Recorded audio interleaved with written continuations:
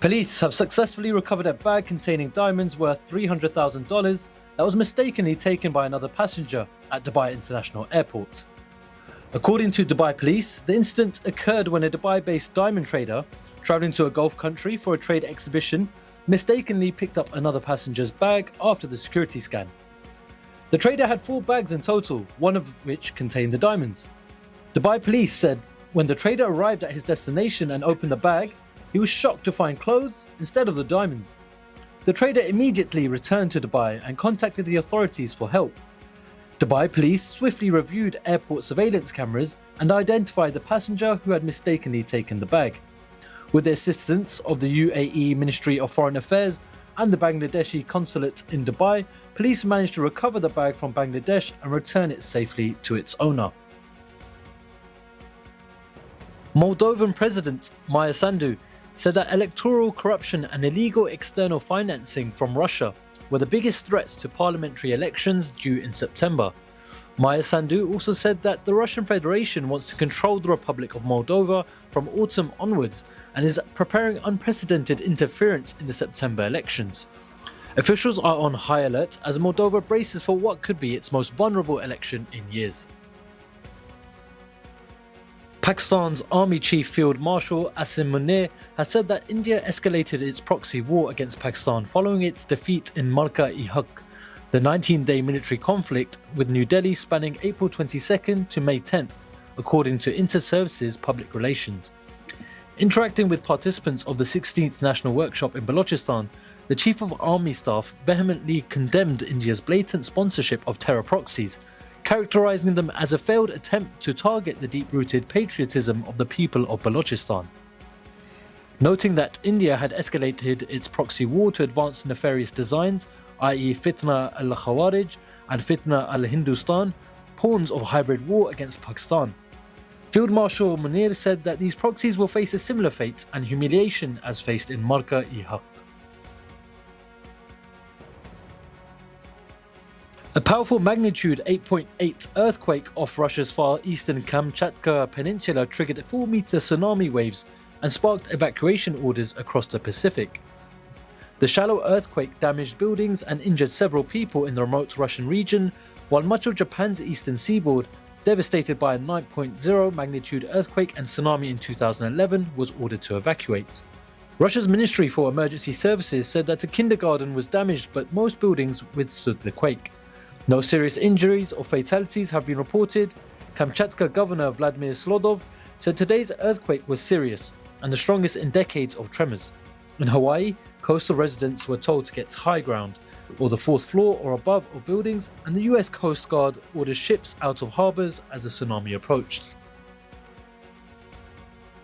The interim head of NASA, US Transportation Secretary Sean Duffy, said he is looking to find common ground with Russia on space issues when he meets with his Russian counterpart later this week.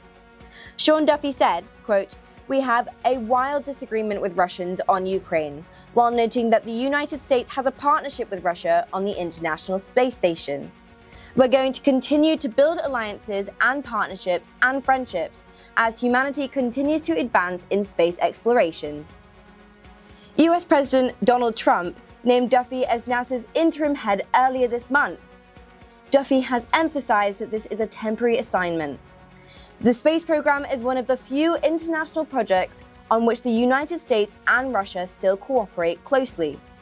Relations in other areas between the two countries have broken down since Russia's invasion of Ukraine in 2022. Saudi Arabia and France called on countries at the United Nations to support a declaration that outlines tangible, time-bound and irreversible steps towards implementing a two-state solution between Israel and the Palestinians. The 7-page declaration is the result of an international conference at the UN this week, hosted by Saudi Arabia and France on the decades-long conflict. The United States and Israel boycotted the event. Saudi Foreign Minister Faisal bin Farhan Al Saud said, "We call on you to support this document before the end of the 79th session of the General Assembly by contacting the missions of Saudi Arabia and France in New York. The 80th UN General Assembly is due to start in September." The US cancelled a meeting with Taiwan's defense minister in June, highlighting concern that President Donald Trump is wary of supporting the island in ways that could harm US relations with China.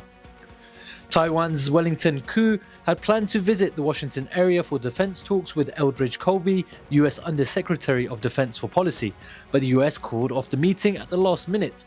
The move signals a possible shift in Washington's strategic posture as tensions with Beijing continue to loom large.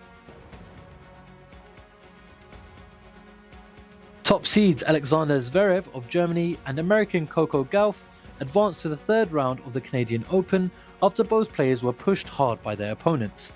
World number 3 Zverev, playing in his first match since his first round loss at Wimbledon, was far from his best, but emerged with a 7-6, 6-4 win over Adam Walton under the lights in Toronto. Zverev said it was a very important moment, very important point for me, lucky to get through in the first set and finish it off in 2. Zverev also said he did not play his prettiest match, but was proud of how he battled after taking a break from the game following his early Wimbledon exit.